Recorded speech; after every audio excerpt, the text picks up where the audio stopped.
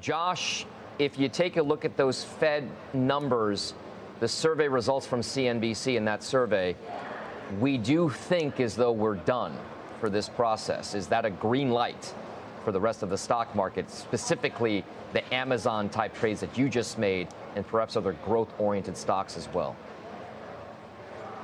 I don't want to be in a clip at some point, somebody playing me saying the words green light.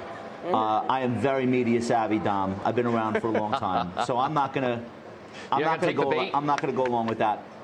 No, but you know what I want to say, and I don't know if we're doing this later in the show. You can shut me up if we are. If it's not a green light, and if we do still have more hurdles and even possibly more rate hikes, that's going to come because of what's going on with oil and gasoline prices. My opinion. You do have the stickiness in wages. You may not have the same rate of inflation, but those wages aren't going back down. You have the same phenomenon in shelter, particularly in rentals. That's not going back down. That stickiness is with us. But now you got WTI, I think it hit 93 today. Natural gas up 4% today. 10-month highs for crude oil. Gasoline prices nationally on the rise. If you look at the history of recessions, almost all of them have been immediately preceded by an oil price shock, a spike.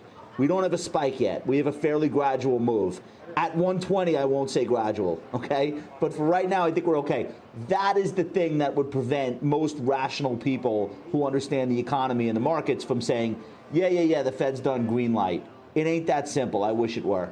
So, Steve, there are a lot of dots that we're going to try to connect here. We talked about the consumer versus cloud computing earlier on with Amazon. We talked about the seasonal hiring. They're investing more in wages. And now you've got these headlines coming out with regard to the number of people they're going to hire, all amidst an environment where consumer wallets are being crimped even more by those rising fuel prices that Josh just mentioned. And by the way, rising gasoline prices, which I know are there because I fill up at least once to twice a week commuting to and from work. So what gives, and what is the Fed paying attention to? Well, I think all of that, and I think Josh is right. It's a major risk for the economy, and I'd add to that the student loan repayments, which are by themselves not a big deal, but you add on top of that higher gas prices. And there are issues out there, there are uncertainties. I'll tell you one reason why it's not a green light to me, and I don't obviously give stock recommendations the way the great people around your table do there, Dom, but I will add this. The Fed is not getting looser, even if it cuts rates. The plan at the moment is not to get looser. We'll watch the summary. But as far as the real rate is concerned, they're bringing down the funds rate along with inflation. So the real rate, the amount of restriction put on the economy, is not really planned to come down, at least not according to their last projection. So that's what you want to watch. Does the Fed want to be easier in rates relative to inflation, not just on the nominal side? So when that happens, there's more of a green light. And when you say green light, I don't know what exactly you mean, Dom. Do you mean green light to go into the party and drink as much punch as you possibly can, or green light to feel a little bit more safe about going forward through the intersection? I don't think we're going back to those days of just buy any stock willy-nilly and it's going to be fine. That's a good point, Carrie, and that's what you would say as a portfolio manager, I'm assuming. Yeah.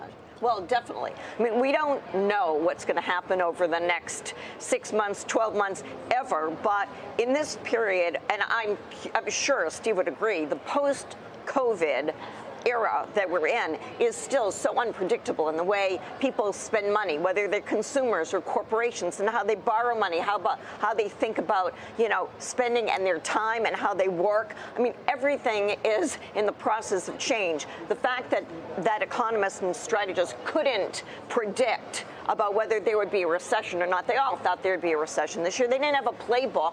They're often wrong anyway, but they didn't have a playbook for what happens post-pandemic, and they still don't. So, what I feel is most important is to have a portfolio that encompasses companies that are going to have earnings growth that's greater than expected.